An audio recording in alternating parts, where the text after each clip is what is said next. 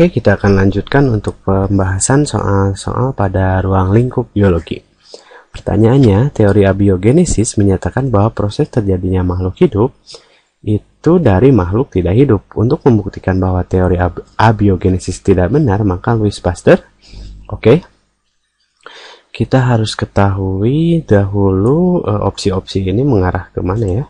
Kita akan coba jawab untuk satu persatu. Mengemukakan masalah baru dalam benar ya. Kemudian merumuskan hipotesis benar, melakukan eksperimen benar, menyusun teori baru benar, menganalisis fenomena alam benar. Wah, kok ini benar semua ya? Terus yang mana yang benarnya? Oke, untuk menjawab itu, membuktikan, kita harus menggaris bawah kata proof, bukti, membuktikan. Kalau misalnya kita ditanya oleh teman, kemarin kamu kemana?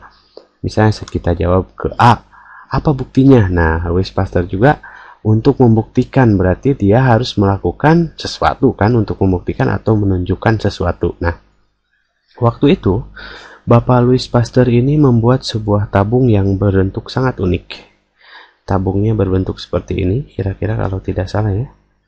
Nah, tabungnya berbentuk seperti ini. Dimana di sini ada lubang. Kemudian di dalam tabung itu, Bapak Louis Pasteur ini mengisikan kaldu, ya, kaldu ayam atau kaldu sapi, punya kaldu dari daging. Nah, nanti di sini dipanaskan, ada api ya di sini maksudnya, dengan maksud untuk membunuh mikroba-mikroba yang ada di sini. Seperti itu ya. Jadi mikrobanya ini akan dibunuh oleh Bapak Louis Pasteur ini. Dipastikan bahwa mereka itu mati. Di sini mikrobanya. Nah, setelah dipastikan bahwa mikrobanya itu mati, kemudian tabung ini disimpan di ruangan di udara terbuka, misalnya di jendela, selama beberapa hari. Nah, setelah beberapa hari, ternyata di dalam air kaldu ini tidak ditemukan makhluk hidup.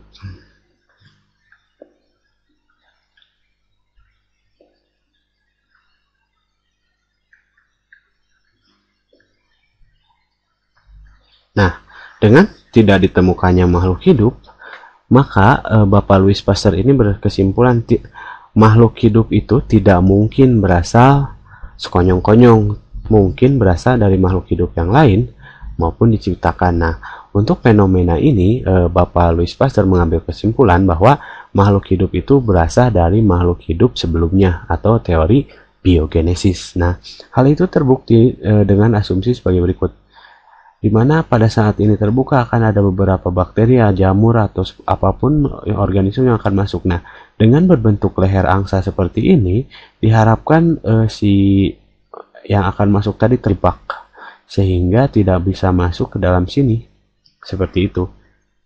Nah, dengan melakukan hal tersebut, berarti Bapak Louis Pasteur ini telah membuat suatu bukti kan? Berarti buktinya itu dilakukan dengan melakukan eksperimen atau melakukan percobaan. Nah, seperti itu.